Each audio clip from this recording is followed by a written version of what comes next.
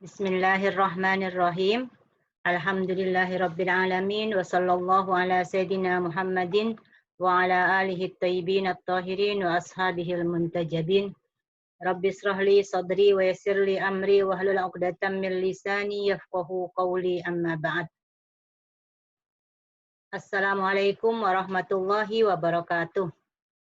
Puja dan puji syukur kepada Allah Subhanahu wa taala yang telah memberikan nikmatnya Waalaikumsalam warahmatullahi wabarakatuh. yang telah memberikan nikmatnya yang begitu besar kepada kita sekalian, sehingga kita bisa berkumpul pada situasi yang baik ini, insya Allah yang penuh dengan dan salam tetap tercurahkan kepada junjungan kita Nabi besar Muhammad sallallahu alaihi wasallam dan kepada para aimatul maksumin.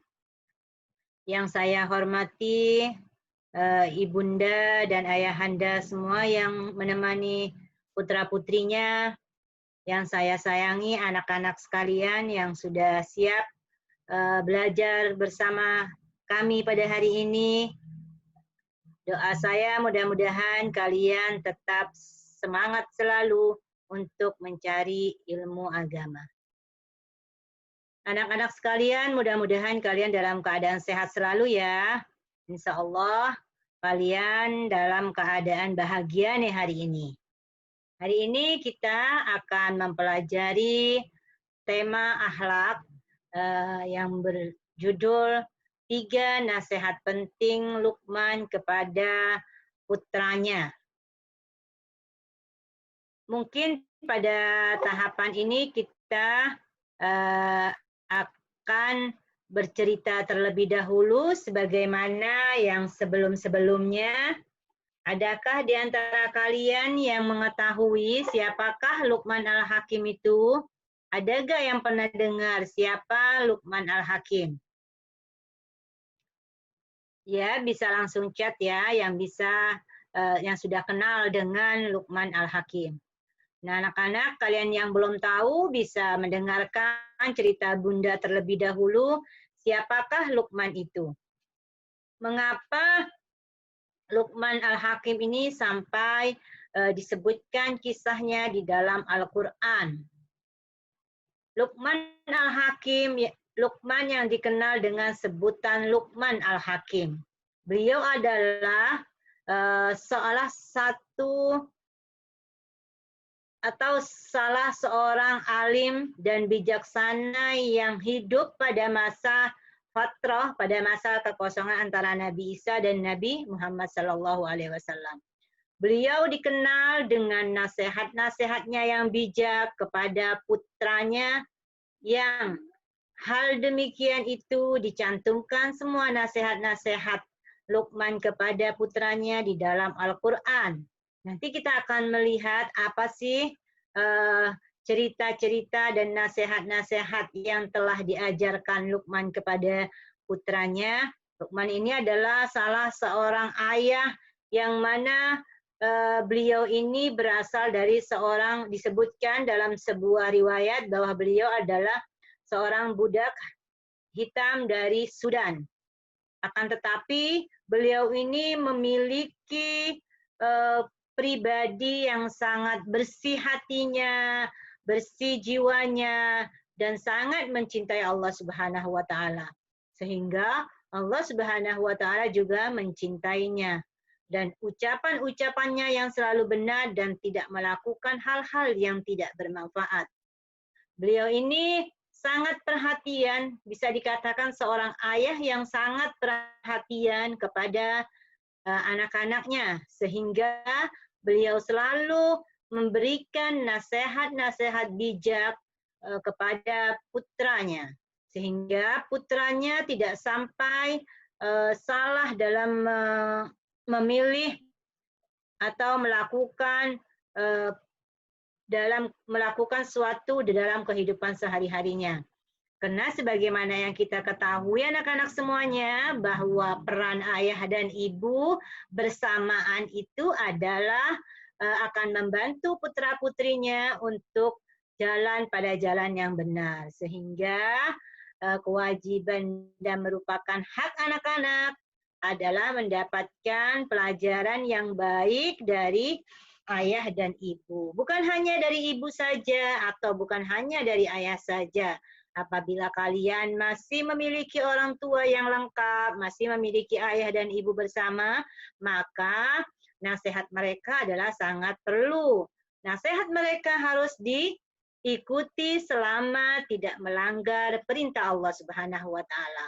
Akan tetapi ketika nasihat-nasihat mereka itu melanggar perintah Allah Subhanahu wa taala, kita pun harus bijak menghadapinya. Kita bisa menyampaikan kebenaran itu dengan baik, tidak harus marah-marah. Akan tetapi ketika kita mendapatkan nasihat-nasihat yang bijak yang tidak keluar daripada syariat Allah, maka kita harus mengikutinya. Sebagaimana di sini kisah Luqman yang memberi nasihat kepada putranya. Karena seorang tua yang sayang kepada anaknya, dia akan selalu memberikan nasihat. Sehingga adik-adik semua, anak-anak semua, ketika orang tua kalian memberikan nasihat kepada kalian, itu bukan berarti bahwa orang tua kalian itu banyak mengatur. Bukan berarti orang tua kalian itu bawel atau cerewet. Bukan berarti orang tua kalian itu terlalu mengekang. Tidak. Tapi itu menunjukkan salah satu kasih sayang orang tua kalian kepada kalian. Bentuknya seperti itu karena mereka mengharapkan bahwa putra dan putrinya itu berada di jalan yang benar. Mereka mengharapkan bahwa putra dan putrinya itu selalu berada dalam keadaan bahagia. Nah, kebahagiaan itu kadang-kadang tidak sesuai dengan yang kalian inginkan. Akan tetapi perlu kalian ketahui bahwa orang tua kalian sudah banyak pengalaman. Sehingga kalian yang mungkin masih baru pengalamannya, katakan usia 8 tahun, 7 tahun, 6 tahun, pengalaman yang masih sedikit dalam kehidupan itu harus banyak mengambil pelajaran atau mendengarkan nasihat dari orang-orang yang sudah tua. Adik-adik, kalian harus mendengarkan. Jadi dengarkan dulu, jangan langsung tidak diterima. Karena kalau kita langsung menolaknya, nanti kita tidak akan bahagia. Nah, adik-adik sahabat Luqman ini apa sih yang dinasehatin kepada anak-anaknya? Pasti kalian ingin tahu. Sekarang pada poin selanjutnya, bagaimana nasihat Luqman di dalam Al-Quran? Nah, nasihat Luqman di dalam Al-Quran itu disebutkan seperti ini. Di dalam ayat dikatakan, wa idza qala Luqmanu libnihi wa huwa ya'idhuhu ya bunayya la tusyrik billah innasyirka ladzulmun adzim. Artinya, dan ingatlah ketika Luqman berkata kepada anaknya di waktu ia memberi pelajaran kepadanya, hai anakku, janganlah kamu mempersekutukan Allah. Sungguhnya mempersekutukan Allah adalah benar-benar kezaliman yang besar. Nah, ini menunjukkan betapa sayangnya Luqman seorang bapak kepada anaknya. Yang diajarkan pertama adalah bagaimana seorang anak untuk tidak menyekutukan Allah Subhanahu wa taala. Sehingga nasihat-nasihatnya yang sangat agung dan besar ini yang akan membawa pengaruh yang besar dalam kehidupan seseorang ini dicatat di dalam Al-Quran oleh Allah Subhanahu wa taala. Sehingga kaum ayah dari zaman dahulu sampai saat ini dan para anak-anak dari zaman dahulu sampai saat ini bisa membaca, bisa mengikuti apa yang diajarkan oleh Luqman. Sudah pasti apa yang diajarkan oleh Luqman sehingga dicatat di dalam Al-Quran bukanlah sesuatu yang sia-sia, bukanlah sesuatu yang tidak baik sehingga dicatat di dalam Al-Quran karena nasihatnya sangatlah baik. Itu nasihat pertama yang diajarkan Luqman kepada putranya. Coba kita lihat apa sih nasihat selanjutnya. Pada judulnya saya tulis 3 nasihat penting. Sebenarnya nasihat-nasihatnya itu banyak, cuman untuk pertemuan ini saya coba untuk 3 nasihat terlebih dahulu. Sekarang bagaimana nasihat Luqman lainnya? Dikatakan a'udzubillahi minasyaitonirrajim, ya bunayya, wahai anakku, aqimis sholata wa'mur bil ma'ruf wanha 'anil munkar wasbir 'ala ma asabak inna dzalika min azmil umur. Hai anakku, dan suruhlah manusia mengerjakan yang ma'ruf dan cegahlah mereka dari perbuatan yang mungkar dan bersabarlah terhadap apa yang menimpa kamu. Sesungguhnya yang demikian itu termasuk hal-hal yang diwajibkan.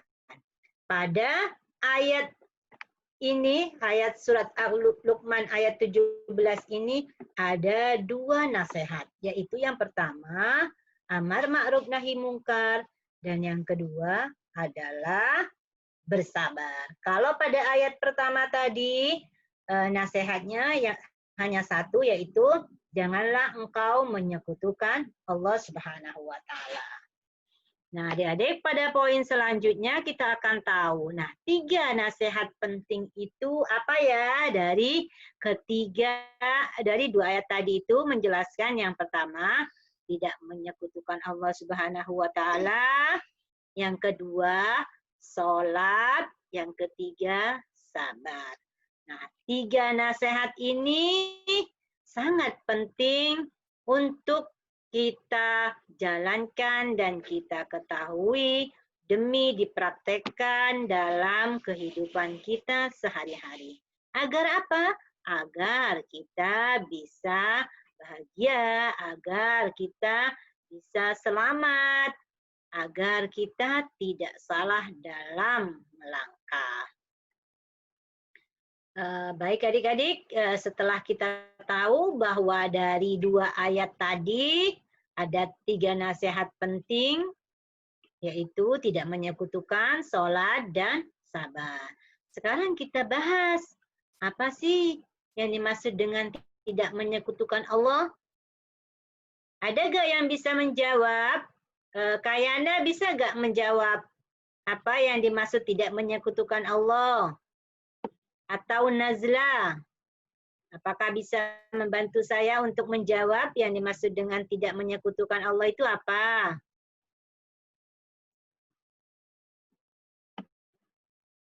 Ya, kalian pernah dengar gak ya kata-kata syirik? Nah, kadang-kadang saya tuh pernah dengar di antara teman-teman kecil kita itu kalau lagi berantem sama temennya, dia pasti bilang, kamu itu sirik deh sama kita. Beda gak ya pemahaman sirik yang saya sampaikan ini, yang saya akan contohkan ini dengan sirik yang akan kita bahas saat ini? Beda gak? Atau pernah gak di antara kalian ada yang mengatakan demikian?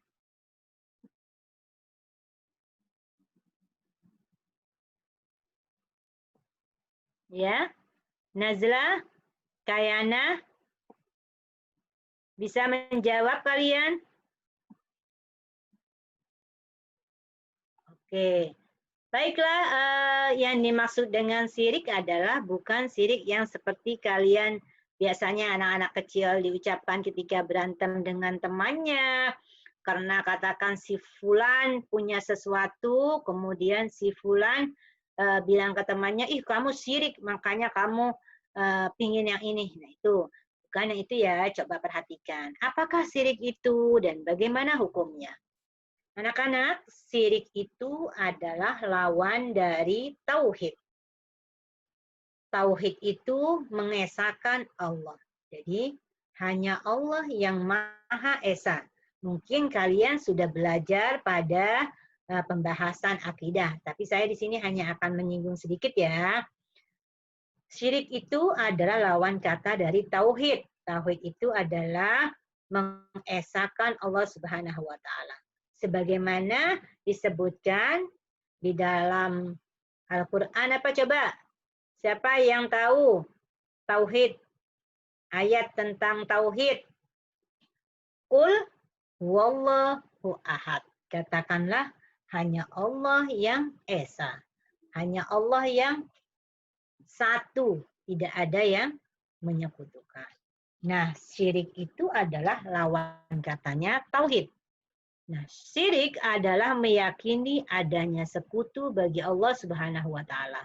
Katakan seseorang yang menganggap bahwa yang menciptakan manusia itu ada dua, atau yang mengingkari akan wajibnya keberadaan Allah Subhanahu wa taala. Nah, yang meyakini bahwa selain Allah itu memiliki sifat-sifatnya, nah itu semua dianggap adalah syirik. Nah, seseorang yang syirik, apa hukumnya ya? Boleh gak? Syirik itu hukumnya adalah dosa. Dosa besar. Kenapa? Karena syirik itu dikatakan tadi di atas, coba perhatikan ya. Pada poin di atas, dalam ayat itu dikatakan, Inna syirka ladzulmun adim. Bahwa syirik itu adalah benar-benar sebuah kezaliman. Nah, bahwa syirik itu adalah benar-benar sebuah kezaliman. Sehingga seseorang itu ketika melakukan atau syirik kepada Allah Subhanahu wa taala itu hukumnya dosa besar. Oke, sekarang sampai di sini kita bisa pahami bahwa seseorang yang menyekutukan Allah itu adalah dosa besar. Bisa gak kalian memberi contoh satu-satu tentang syirik? Ya, coba ada yang bisa gak memberi contoh tentang syirik? Coba ya, saya chat ya. Wah, ini sudah ada nih yang chat. Oke, adiknya Nabi Zakaria. Siapa nih yang adiknya Nabi Zakaria? Tidak menyembah selain Allah. Ya, betul. Kemudian apalagi contohnya syirik yang sekarang banyak dilakukan. Sekarang tuh banyak loh orang-orang yang tidak percaya pada Tuhan 100%.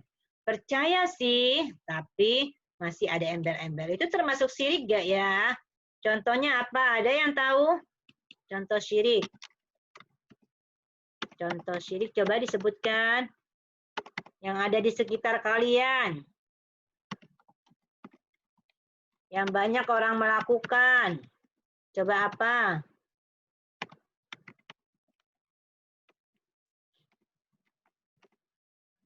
Menyembah selain Allah menggunakan dukun dan pesugihan. Wah. Contoh melanggar perintah Allah. Nih.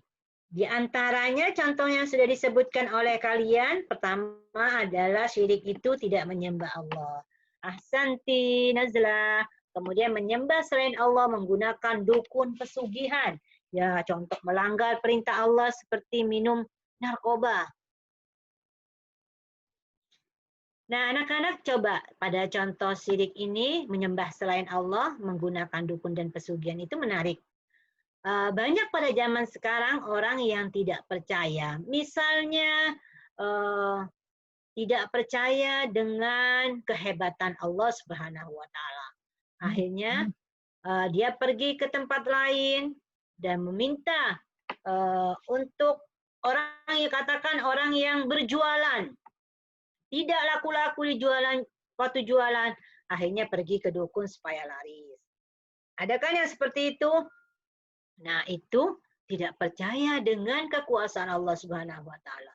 Bahwa manusia sudah mendapatkan rezekinya, tapi bagaimana cara kita berusaha yang baik? Menyembah jin dan iblis. Ya, Muhammad, ahsanta Muhammad, menyembah jin dan iblis. Nah, itu pun termasuk salah satu bentuk syirik. Nah, sekarang coba kita perhatikan. Semua yang dilakukan itu hukumnya adalah dosa. Sekarang macam-macam syirik itu bagaimana ya? Coba kamu perhatikan. Macam-macam syirik. Macam-macam syirik itu yang pertama adalah syirik dalam zat Allah. Jadi kalau kalian masih ingat pelajaran akidah, syirik dalam zat Allah. Jadi meyakini beberapa Tuhan yang mandiri.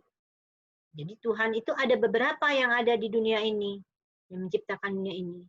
Nah, itu dikatakan syirik. Jadi Tuhan itu lebih daripada satu. Itu namanya syirik secara dzatullah. Pembahasannya di akidah ya, kita hanya sepintas kilas saja kesimpulan bahwa beberapa macam syirik itu seperti ini. Yang kedua, syirik dalam sifat Allah. Meyakini bahwa sifat Allah berbeda dengan zatnya. Allah Subhanahu wa taala itu Maha Alim. Jadi zat Allah dengan ilmu yang dimiliki Allah itu satu. Bukan dalam artian bahwa Allah Subhanahu wa taala dan ilmunya itu beda, tidak. Tapi keberadaan Allah dan keberadaan ilmunya itu adalah bersama. Kemudian syirik dalam penciptaan. Penciptaan maksudnya apa? Adanya dua pencipta atau beberapa pencipta. Jadi katakan di dunia ini yang menciptakan adalah Allah Subhanahu wa taala. Nah, syirik dalam penciptaan ini ternyata yang di muka bumi ini yang menciptakan itu lebih dari satu. Orang meyakini enggak, ada yang menciptakan ini, menciptakan ini. Nah, itu namanya syirik dalam penciptaan. Nah, yang keempat, syirik dalam rububiyah, yakni bahwa Tuhan menciptakan dunia tetapi pengaturannya diserahkan kepada Tuhan-Tuhan lain. Itu yang mengatur dunia dan isinya ini adalah Allah Subhanahu wa taala. Dan Allah yang maha hebat yang mengatur tatanan dunia ini sampai dunia ini begitu indah. Katakan pohon-pohonan dan semua yang ada di muka bumi ini, bebatuan semuanya yang mengatur adalah Allah Subhanahu wa taala. Nah, apabila pengaturan itu kepada Tuhan-Tuhan lain, maka itu dikatakan jenis syirik. Keempat macam syirik ini hati-hati ya, jangan sampai tersirat di benak kita. Nah, kita lanjut pada faktor syirik. Kita sudah tahu nih, apa sih yang menyebabkan seseorang itu syirik? Coba, saya kepengen tanya, apa yang menyebabkan seseorang itu syirik? Ya, coba. Apa yang menyebabkan? Apa yang menyebabkan?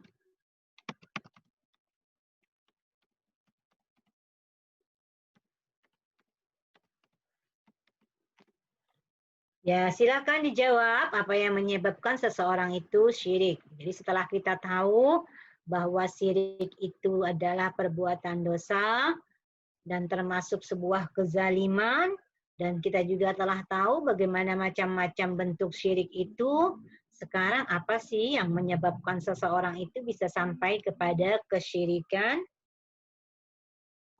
Ada yang bisa menjawab? Apa ya yang menyebabkan seseorang itu bisa sampai pada kesyirikan?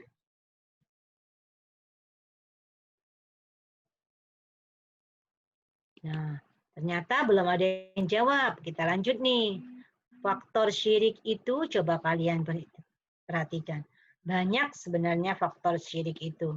Cuma saya akan ngambil 3 faktor penting seseorang itu syirik. Yang pertama adalah mengikuti keraguan dan kebimbangan. Seseorang yang tidak memiliki keyakinan akan kekuasaan Allah, akan kehebatan Allah Subhanahu wa taala, dan senantiasa ada keraguan dan kebimbangan di dalamnya, maka saat itu seseorang akan mudah untuk menyekutukan Tuhan. Jadi contoh kayak tadi disampaikan, tadi siapa ya yang menyampaikan? Bentar ya.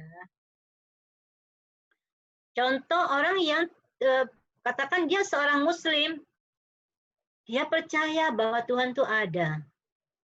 Misalnya dia percaya bahwa rezeki itu yang memberikan Allah Subhanahu wa taala, tapi kita harus berusaha. Nah, mereka melakukannya, orang yang tidak tidak yakin tapi ada keraguan senantiasa, akhirnya mencari jalan pintas, misalnya dengan ke dukun, atau bertanya kepada orang pintar, jin, iblis, dan lain sebagainya. Itu dia adalah orang-orang yang ragu dan selalu bimbang dengan kekuasaan Allah Subhanahu wa taala, dengan kehebatan Allah Subhanahu wa taala, dengan kekuatan Allah Subhanahu wa taala. Andai seseorang itu punya keyakinan yang penuh, mereka maka tidak akan melakukan hal-hal yang tidak baik itu. Percaya kepada selain Allah Subhanahu wa taala itu. Nah, itu adalah salah satu faktor seseorang itu untuk melakukan syirik. Sehingga usahakan kalian untuk sampai pada tingkat keyakinan bahwa Allah Subhanahu wa taala itu anak-anak maha hebat, maha kuat, maha segalanya. Coba kita bayangkan Allah Subhanahu wa taala menciptakan manusia, menciptakan tubuh kita dengan begitu bagusnya, dengan begitu indahnya. Tatanan yang ada di wajah kita saja begitu sempurna Allah Subhanahu wa taala. Katakan alis kita, mata kita bisa melihat, hidung kita bisa mencium bau, mulut kita bisa mengunyah dengan baik, kita ada gigi-gigi yang sempurna sehingga bisa makan dengan enak. Coba kita perhatikan. Kalau bukan karena ciptaan Tuhan, katakan ciptaan manusia saja. Misalnya coba kalian sekarang pegang telinga kalian. Coba pegang telinga kalian. Oke. Kemudian pegang hidung kalian. Nah, beda gak ya telinga, daun telinga dengan hidung kita? Beda gak? Coba saya mau lihat chatnya. Beda gak? Bisa dibuka gak Ustadz ya? Biar anak bisa. Ya. Coba anak-anak bisa kalian. Nah, Kayana, Muhammad, Nazla bisa menjawab secara langsung. Silahkan. Coba kalau sudah dipraktekkan, beda nggak daun telinga kalian dengan hidung kalian? Beda. Beda. Apa bedanya?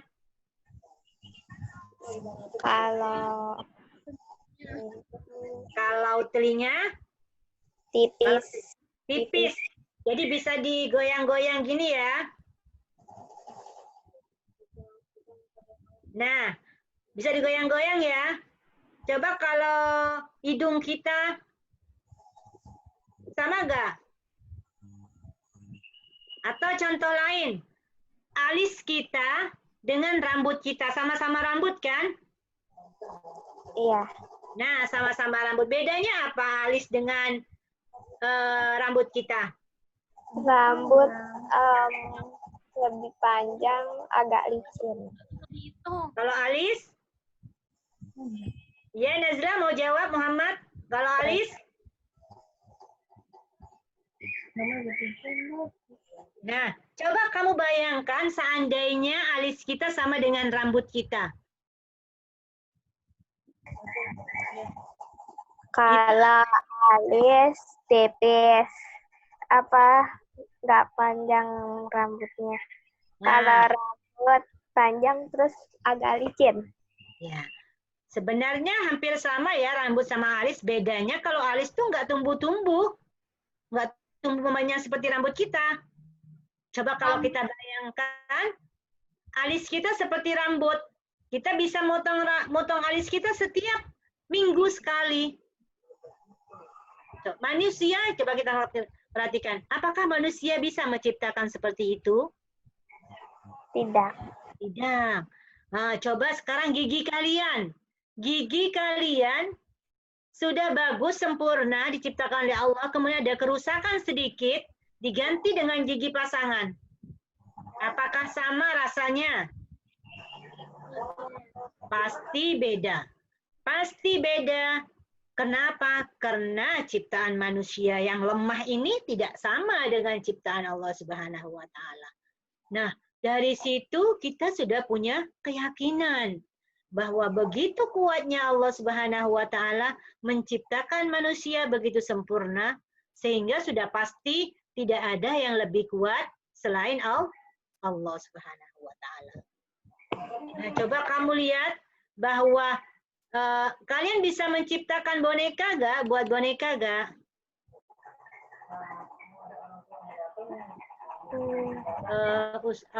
Muhammad, suara saya keluar nggak? Coba dites Muhammad.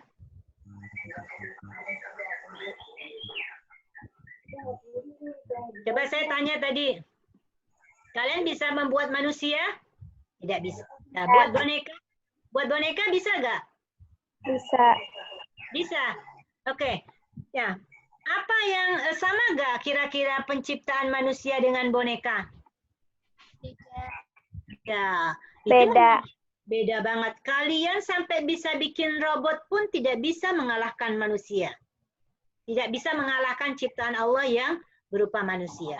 Manusia itu begitu sempurna dari sejak bayi sampai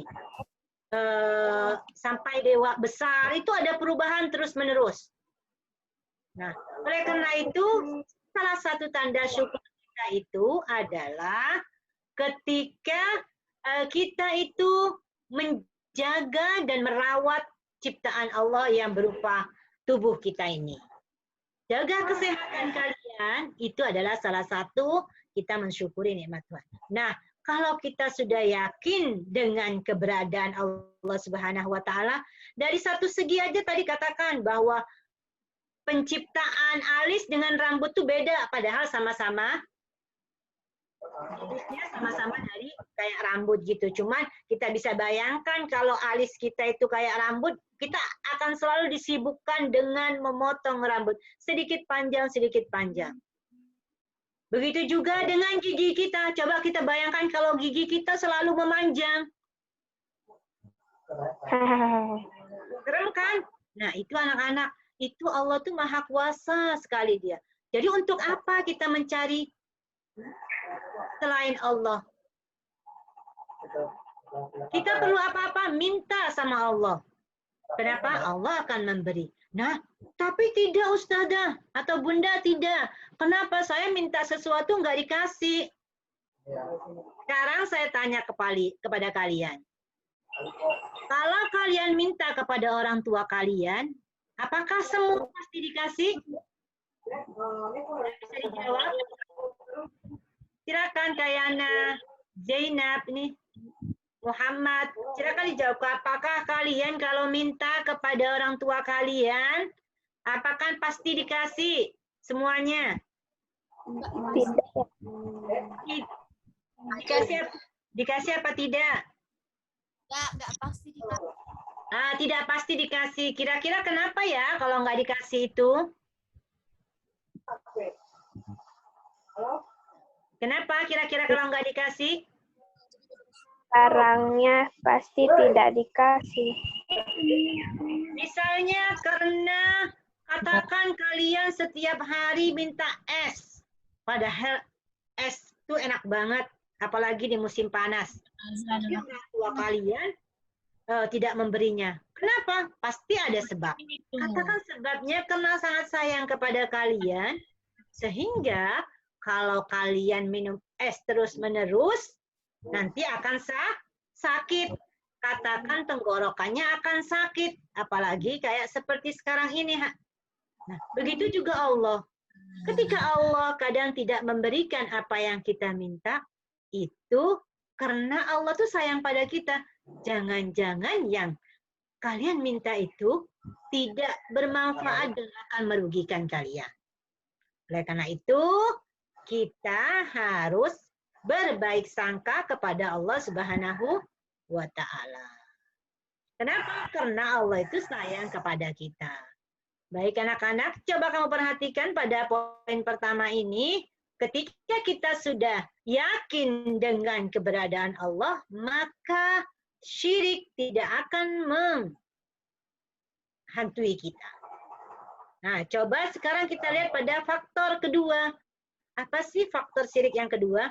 Fokus pada alam materi. Wah, Fokus pada alam materi ini contohnya seperti apa ya? Yaitu kita fokus pada penciptaan Tuhan sebagaimana tadi yang saya sudah contohkan.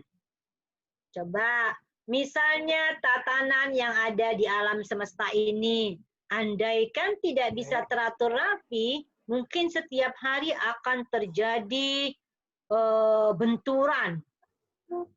Tapi Allah Subhanahu wa Ta'ala itu Maha Kuasa sehingga semua diatur dengan sesuai dengan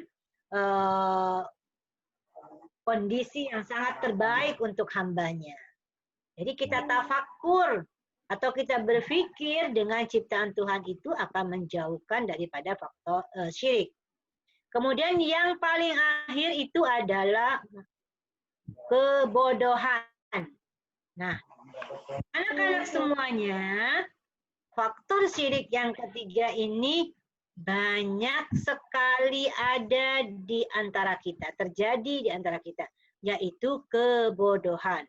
Meskipun kebodohan ini bisa mencakup daripada faktor-faktor syirik 1, 2. Nah, kenapa harus dipisah? Ya, karena kebodohan itu orang yang tidak belajar, orang yang tidak mau memanfaatkan waktu dan kemampuannya untuk belajar menggali ilmu, sehingga dia tidak akan mendapatkan ilmu, khususnya ilmu agama yang mengarahkan kita kepada akhirat nanti, kepada Allah Subhanahu wa Ta'ala, kita akan menyebabkan kesyirikan.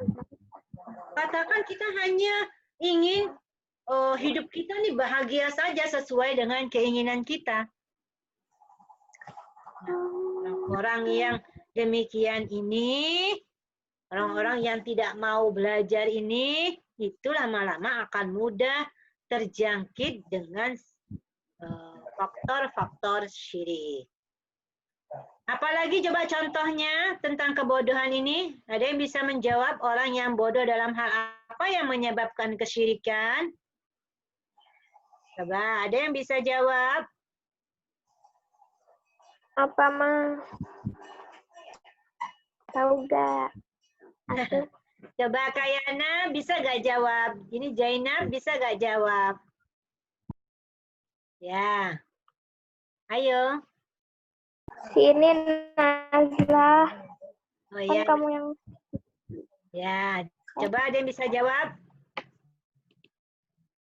Oke, coba kita sekarang lihat setelah kita tahu faktor syirik itu ini, jauhi ya lah. Kalian berusaha untuk menjauhi faktor-faktor ini ya. Ini ada chat, saya lihat dulu, ada jawaban. Cinta dunia, fanatik terhadap sesuatu, terlalu mementingkan prestasi di dunia, betul semuanya. Jadi ini terlalu mementingkan prestasi di dunia, tidak mementingkan yang lainnya, itu juga termasuk nanti akan menyebabkan pada kesyirikan. Sehingga lupa segalanya, sibuk mencari uang terus-menerus, takut nggak makan, takut segalanya. Nah, itu juga tidak baik. Karena apa? Karena kita juga punya tugas, selain mencari uang, tugas kita juga ada kewajiban-kewajiban lainnya yang harus kita tunaikan kepada Allah Subhanahu wa Ta'ala. Nah, anak-anak setelah kita tahu faktor syirik, yang pertama mengikuti keraguan dan kebimbangan, yang kedua fokus pada alam materi ciptaan Tuhan, yang ketiga adalah kebodohan. Ya, lanjut. Sekarang apa sih dampak syirik itu? Coba perhatikan pada poin-poin ini, dampak syirik itu yaitu terhapusnya amalan kita. Wah, kalau kita sudah sampai pada tahapan syirik, maka semua amal baik kita yang sudah kita lakukan di dunia, sudah capek-capek katanya melakukan di dunia, nah dengan kita syirik kepada Allah, semua amalan baik itu akan hilang. Wah, terus kenapa kok bisa hilang? Ya, karena syarat dikabulkannya sebuah amalan itu adalah keyakinan kita kepada Allah Subhanahu wa Ta'ala. Kalau kita sudah tidak memiliki keyakinan kepada Allah, bagaimana kita akan melakukan amalan? Amalannya karena siapa nantinya? Bisa kadang-kadang karena si fulan, saya melakukan ini karena si fulan, saya berusaha seperti ini karena si fulan. Padahal yang harus kita lakukan adalah untuk Allah Subhanahu wa Ta'ala. Nah, sifat perbuatan syirik itu akan menghapus semua amal baik kita yang sudah kita lakukan selama katakan bertahun-tahun atau yang sudah kita lakukan dengan susah payah. Kemudian yang kedua, apa ya? Jauh dari rahmat Allah dan ampunannya. Seseorang yang syirik, Allah Subhanahu wa Ta'ala sudah tidak menyayangi lagi. Bagaimana Allah akan menyayangi seseorang yang sudah tidak percaya dengan Allah Subhanahu wa Ta'ala? Tadi kamu perhatikan pada cerita Luqman, Luqman itu mencintai Allah Subhanahu wa Ta'ala dan begitu yakinnya kepada Allah Subhanahu wa Ta'ala, seseorang yang sudah mencintai Allah, maka Allah juga akan mencintainya. Bagaimana dong kita tahu bahwa Allah mencintainya? Dia orang tersebut akan melakukan apa yang diperintahkan oleh Allah. Akan berjalan sesuai dengan ketentuan Allah Subhanahu wa Ta'ala. Akan berbicara sesuai dengan keinginan Allah Subhanahu wa Ta'ala. Nah, kalau kita sudah syirik kepada Allah, berarti kita sudah tidak memiliki keyakinan kepada Allah, maka Allah tidak akan menyayangi kita. Wah, kita bisa bayangkan loh anak-anak kalau Allah sudah tidak sayang kepada kita. Bisa kita bayangkan kira-kira apa ya kalau Allah sudah tidak sayang kepada kita, apa yang akan terjadi? Coba anak-anak bisa dijawab. Kalau sudah Allah tidak sayang kepada kita, kira-kira apa yang akan terjadi pada diri kita? Siapa yang bisa beri contoh? Kalau Allah Subhanahu wa Ta'ala tidak sayang kepada kita, kira-kira apa yang akan terjadi?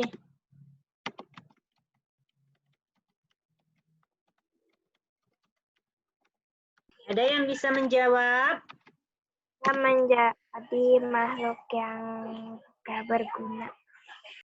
Akan menjadi makhluk yang tidak berguna. Tidak berguna seperti apa contohnya? Ya, siapa lagi yang mau menjawab? Contoh kena azab di dunia dan akhirat. Wah, betul. Nanti kena azab di dunia dan akhirat. Apalagi misalnya?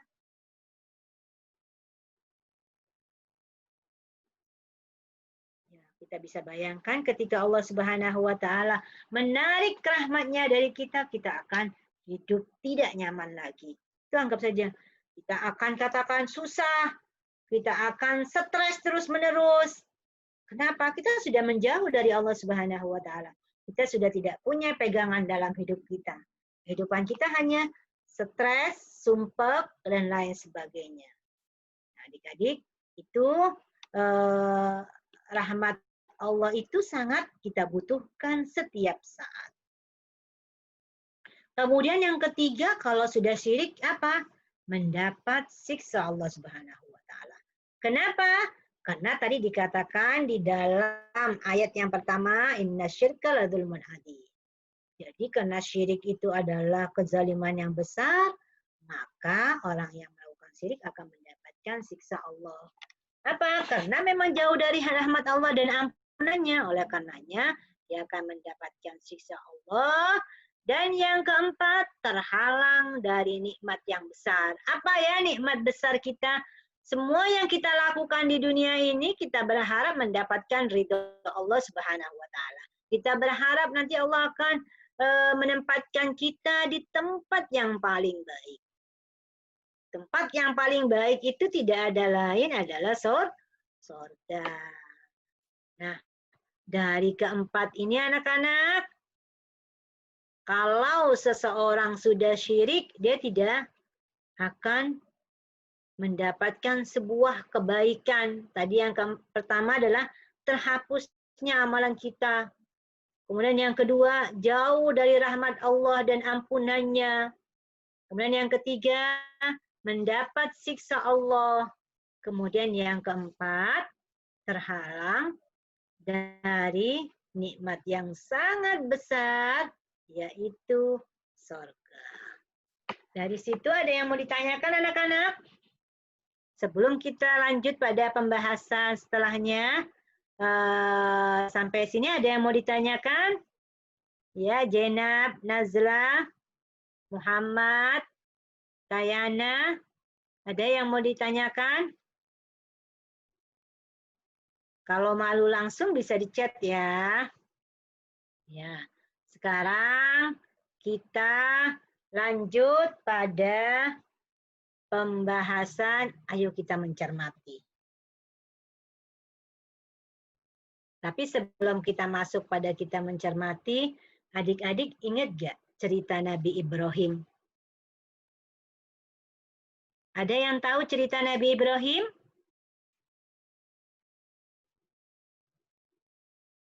Ada gak yang tahu cerita Nabi Ibrahim?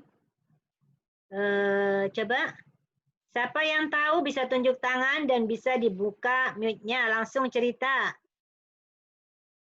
Ya.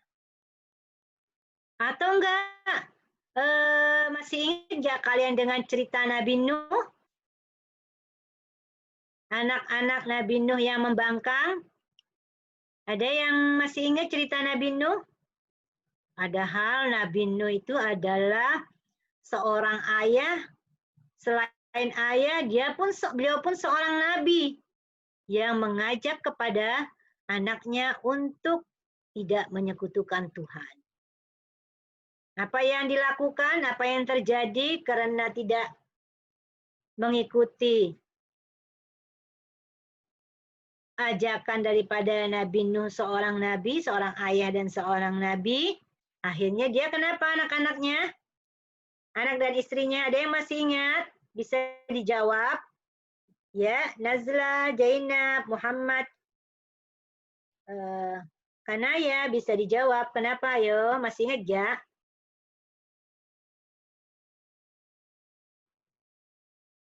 Ya, karena mereka itu tidak mau percaya kepada Allah Subhanahu wa taala, padahal ayahnya sudah berusaha untuk mengajak kepada agama Allah Subhanahu wa taala, berusaha untuk mengajak kepada jalan yang benar, akhirnya mereka mendapatkan adab dan siksa Allah. Nah, ini kita bayangkan. Adab dan siksa Allah Subhanahu wa taala. Sekarang kita masuk pada pembahasan ayo mencermati. Sekarang saya akan tanya kepada kalian, bagaimana cara kalian menghindari syirik? Ayo, oke, ini ada yang jawab ini. Bentar. Kena azab yaitu banjir yang besar. Ahsanta Muhammad. Sekarang pertanyaannya adalah, setelah kalian mengetahui dampak syirik, setelah kalian mengetahui dosa orang yang syirik, sekarang bagaimana caranya supaya kalian terhindar dari perbuatan syirik? Ya, bisa dijawab. Supaya kalian terhindar dari perbuatan syirik, apa yang dilakukan? Ya, supaya kita terhindar dari perbuatan syirik,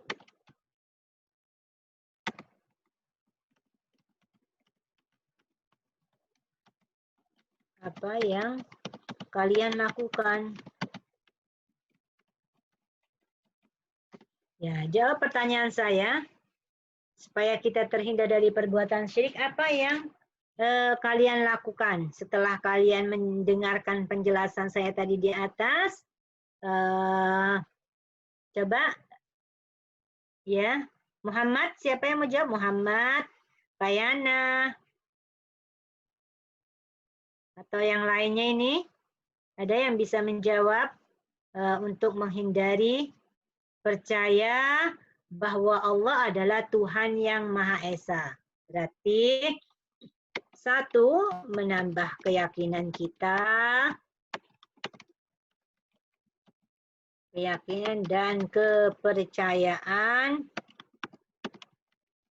kepada Allah Subhanahu wa Ta'ala. Ya. Kemudian yang kedua, selalu bersyukur. Kata kalian selalu bersyukur atas nikmat Allah. Bagaimana cara bersyukurnya? Bagaimana anak-anak cara bersyukurnya kalian?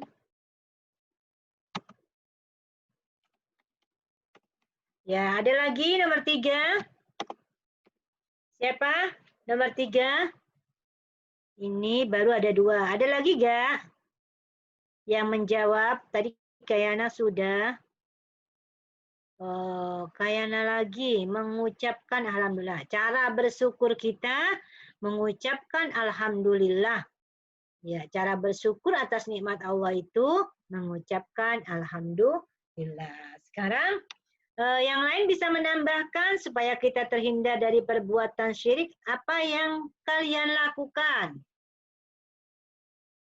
untuk kita tetap stabil, kepercayaan kita penuh kepada Allah Subhanahu wa Ta'ala, meskipun seseorang itu jatuh miskin, meskipun seseorang itu harus bangkrut, katakan, jangan sampai hilang kepercayaan kita kepada Allah. Jangan sampai kita emosi kepada Allah Subhanahu wa Ta'ala ketika doa-doa kita tidak dikabulkan.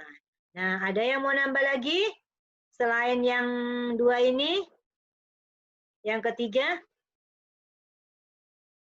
Sip. Oke. Sekarang kita lihat. Kita cermati pada pembahasan selanjutnya. Nah, coba anak-anak kalian perhatikan. Yang pertama adalah, ayo kita mencermati bagaimana cara kita menghindari dari perbuatan syirik. Yang pertama adalah mengambil ibrah dari para pendahulu. Jadi mengambil pelajaran daripada orang-orang yang sudah terdahulu. Yang sudah terdahulu. Contohnya apa coba? Siapa yang bisa memberi contoh bahwa dengan perbuatan syirik itu akan bahwa dengan kita mengetahui sejarah, katakan sejarah para nabi, sejarah kisah-kisah yang terlebih dahulu, kita akan mengetahui bahwa perbuatan syirik itu akan bisa kita hindari. Coba, cerita apa misalnya? Ada yang akan memberi contoh atau ingin bercerita? Silahkan dibuka mute-nya. Ya, anak-anak. Tadi saya sudah memberi contoh kepada kalian cerita Nabi Nuh. Dengan kita mengetahui cerita Nabi Nuh akan menjadi pelajaran dalam kehidupan kita sehari-hari. Saat ini yang kita sudah tidak hidup sejaman dengan Nabi Nuh, kita bisa mengambil pelajarannya. Oh, ternyata orang yang tidak beriman kepada Allah, ketika Allah menghendaki untuk mengadabnya akan turun. Nah, sekarang apalagi coba? Ada yang bisa ngambil pelajaran? Kisah contohnya apa? Fir'aun. Kisah Fir'aun, kalian tahu? Fir'aun. Siapa yang tahu cerita Fir'aun?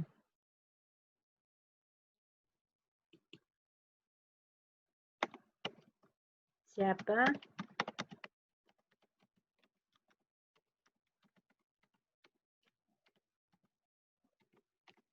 Ya, siapa yang tahu cerita Fir'aun? Fir'aun itu adalah salah seorang raja yang mengaku menjadi apa, anak-anak? Tuhan. Ya, silakan dijawab, Pak Yana. Zainab atau Nazla atau Muhammad, silahkan. Apa yang kalian bisa ambil pelajaran dari kisah Fir'aun?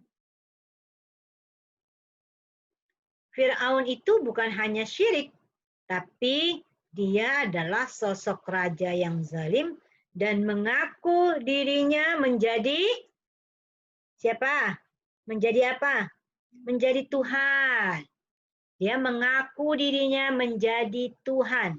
Bahkan ia membunuh orang-orang yang tidak mengakui keberadaan dirinya menjadi Tuhan. Contohnya siapa yang saat itu menentang? Siapa yang menentang siapa yang menentang Fir'aun? Siapa, ayo? Wah, ada yang kalian cerita Nabi Musa dan Fir'aun tahu kan? Nah, yang menentang saat itu adalah Nabi Musa. Dari sejak kecil Nabi Musa Nabi Musa alaihissalam. Bahkan dari sejak kecil Nabi Musa ini sudah akan dihabiskan, dibunuh oleh Fir'aun. Karena Fir'aun khawatir akan ada anak yang ingin menghancurkan kekuasaannya. Di saat itu, semua anak-anak kecil laki-laki diperintahkan untuk dibunuh. Nah, tuh. Nah, dari cerita itu akhirnya bagaimana Fir'aun? Fir'aun akhirnya tenggelam. Meninggalnya bagaimana? Tenggelam di, siapa yang tahu? Tenggelam di Laut Merah. Wah, itulah akibat orang yang mengaku dirinya menjadi Tuhan, mensekutukan Allah Subhanahu wa Ta'ala. Oke, sekarang cara yang kedua menghindari perbuatan syirik. Senantiasa memperhatikan nikmat Allah yang diberikan. Senantiasa memperhatikan nikmat Allah yang diberikan. Dengan cara kita bersyukur, kita tidak akan banyak mendemo Tuhan. Kita tidak akan banyak mengeluh. Kita tidak akan banyak merasa kurang. Tapi dengan bersyukur kita akan merasa cukup semua yang diberikan oleh Allah dan kita akan merasakan kerelaan atas semua yang diberikan oleh Allah. Sedikit apalagi banyak. Kemudian yang ketiga, zikrullah, yaitu selalu mengingat Allah Subhanahu wa Ta'ala. Kira-kira kalian berapa banyak selalu mengingat Allah? Kapan saja kalian mengingat Allah? Coba, bisa dijawab anak-anak?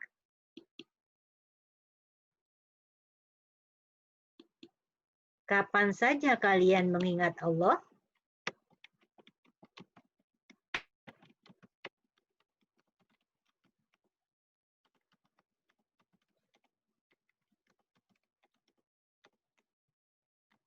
Ya, bisa dijawab. Kapan saja kalian mengingat Allah?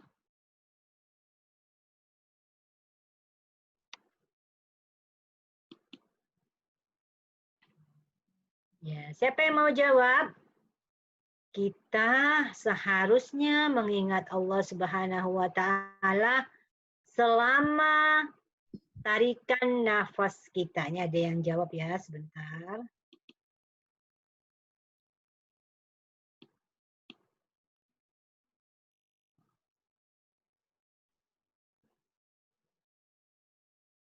Ya.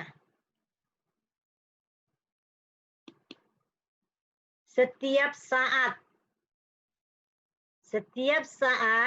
kita harus mengingat Allah Subhanahu wa taala.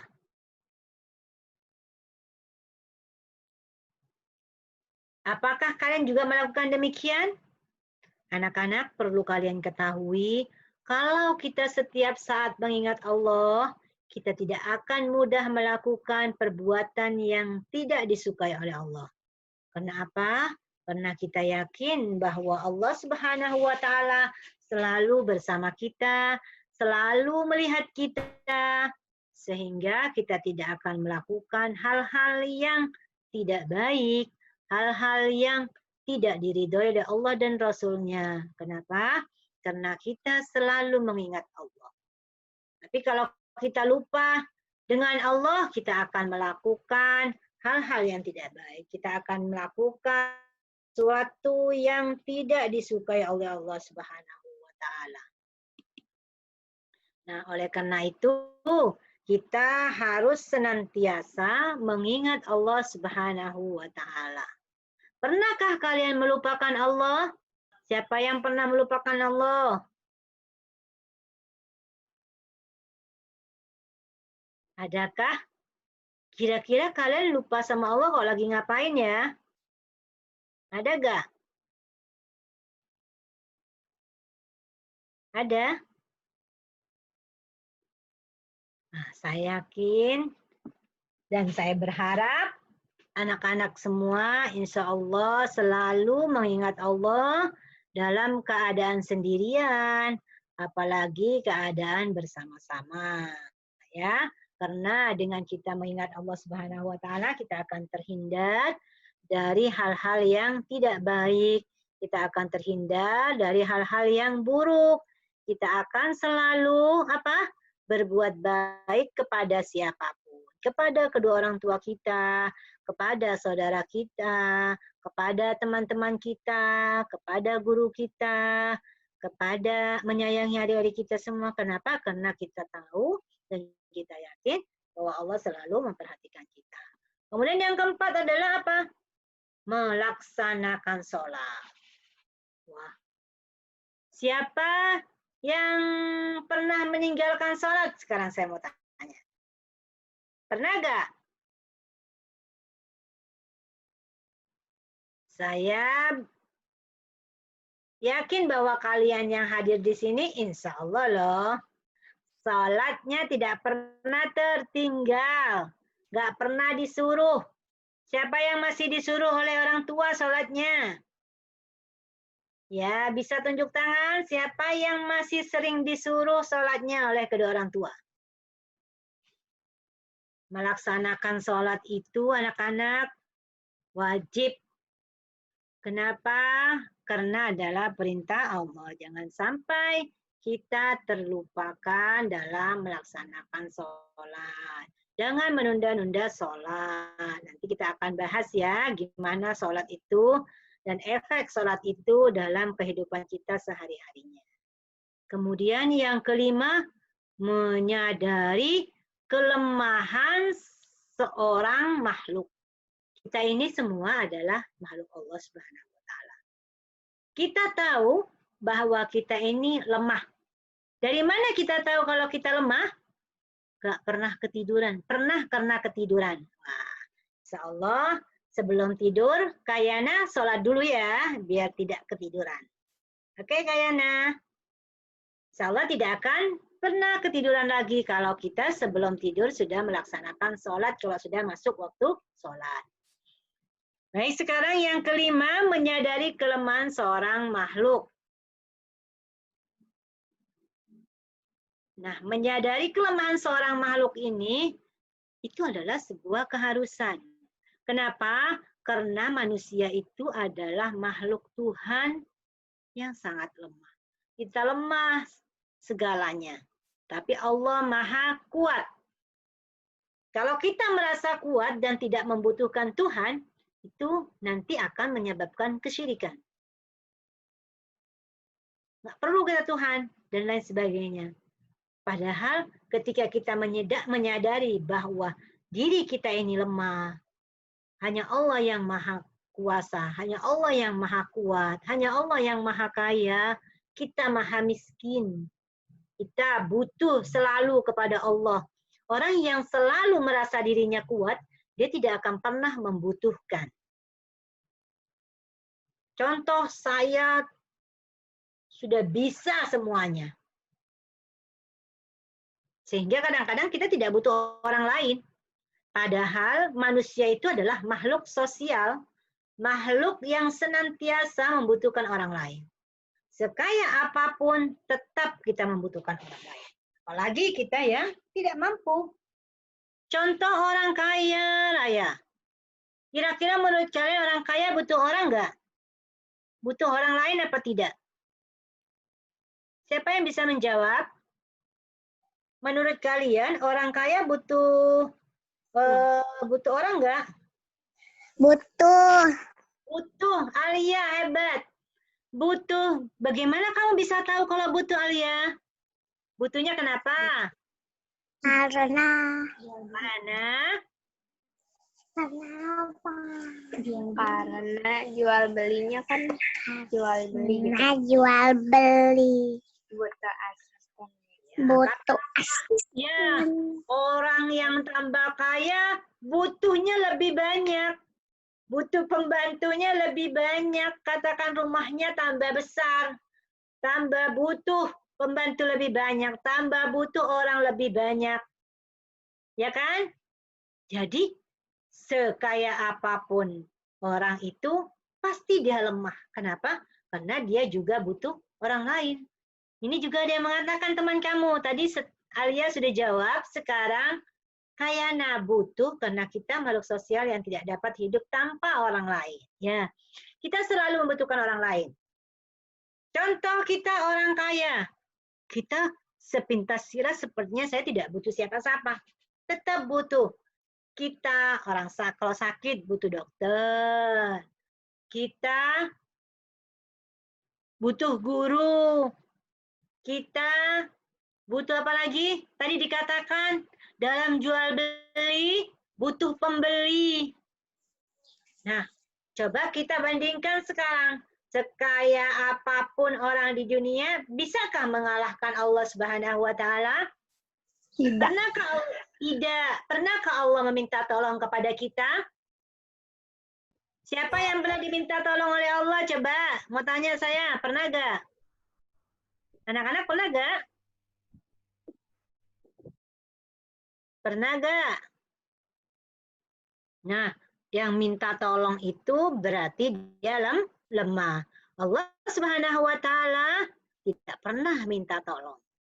Tapi Allah Subhanahu wa taala selalu memberi pertolongan. Allah tidak pernah meminta, tetapi Allah selalu memberi. Allah tidak pernah sakit, tapi Allah selalu memberi kesehatan, memberi kesembuhan.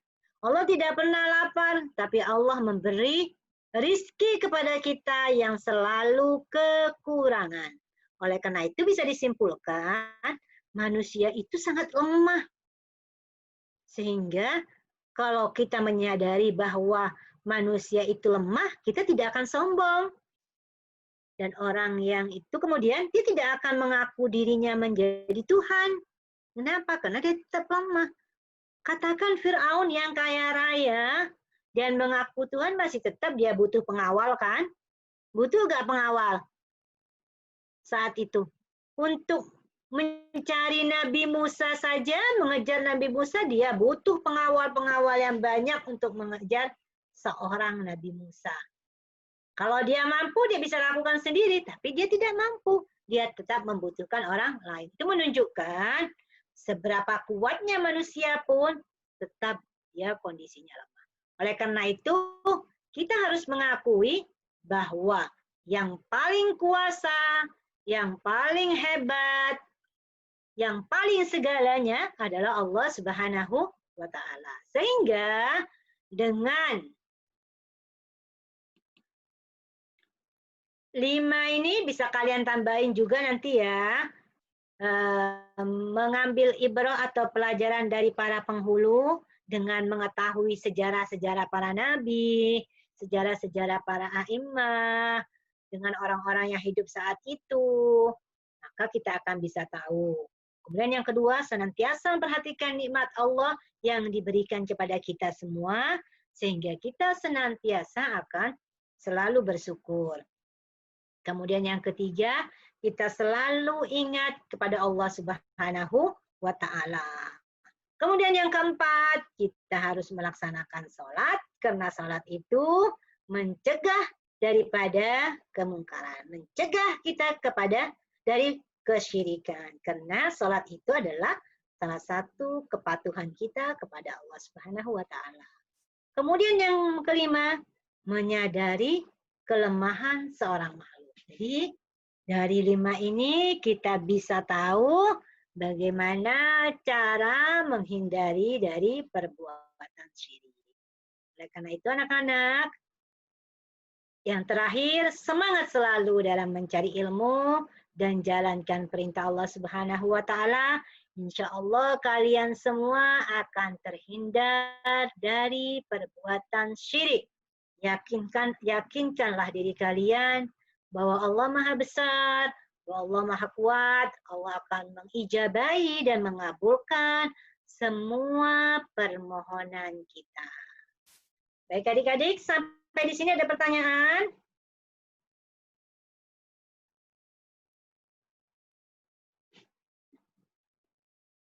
Ada pertanyaan? Ya, sekarang kita lihat dari atas sedikit ya, kita simpulkan. Tadi dari 3 nasihat penting Luqman Al-Hakim itu,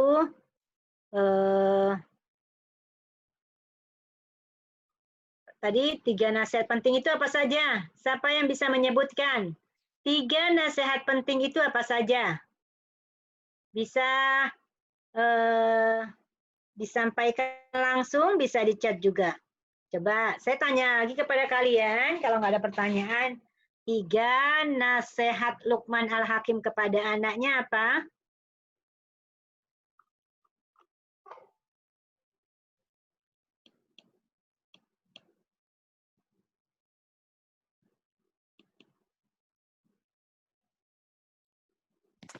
Tidak menyekutukan Allah, sholat, dan sabar.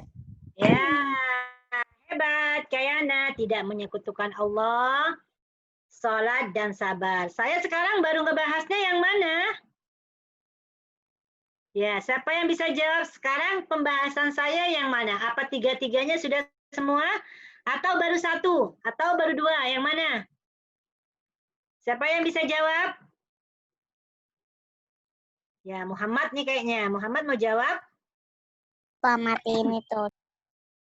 Ya, apa? Apa yang sudah kita bahas hari ini? Apakah semua 3 nasihat sudah kita bahas? Sudah. Masa? Siapa yang udah jawab tadi? Kita baru 1 nasihat yang kita bahas anak-anak, yaitu apa? Tidak menyekutukan Allah. Jadi tinggal 2 yang belum kita bahas. Apa itu yang 2? Tadi sudah disebutkan oleh Kayana. Sholat. Sholat Sabar. dan sabar.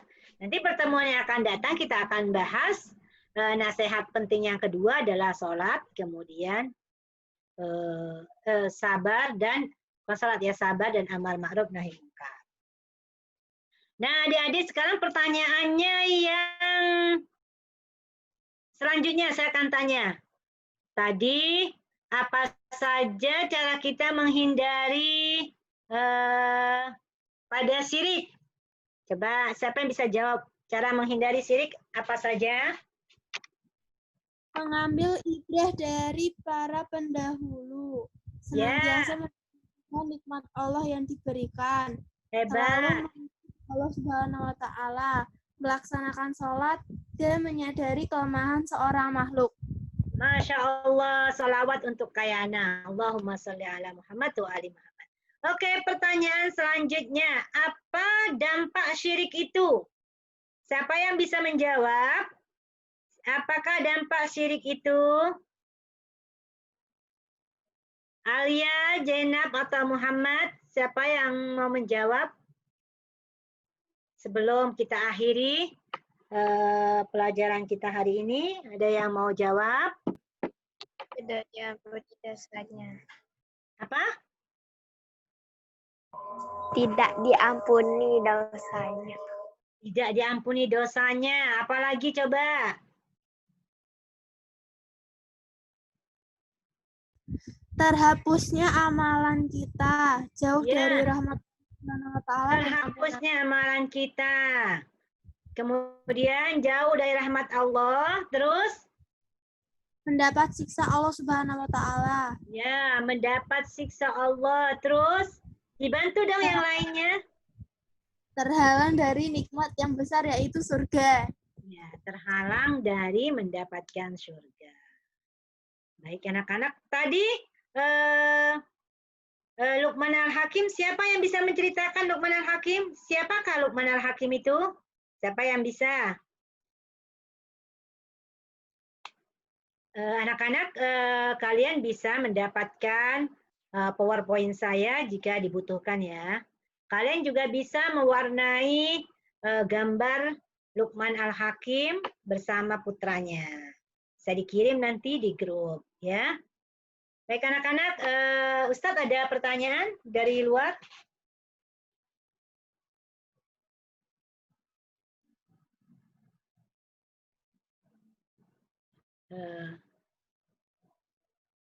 Ustadz ada pertanyaan kah dari luar?